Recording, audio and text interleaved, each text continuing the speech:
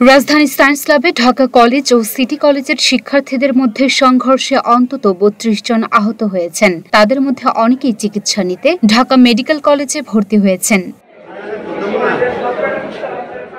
জানা গেছে, ঢাকা কলেজের বাসে সিটি কলেজের হামলার জেরে এ সংঘর্ষ শুরু হয়। ঢাকা কলেজের শিক্ষার্থীদের অভিযোগ, সকালে ঢাকা কলেজের এক শিক্ষার্থীকে একা পেয়ে সিটি কলেজের শিক্ষার্থীরা মারধর করেন। পরে দুপুরে ঢাকা কলেজের একটি বাসে ইটপাটকেল নিক্ষেপ করে কাঁচ ভেঙে দেয়া হয়।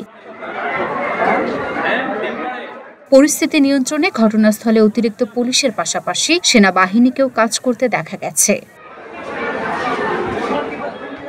Luna Afroz, Nipa, Dhaka post.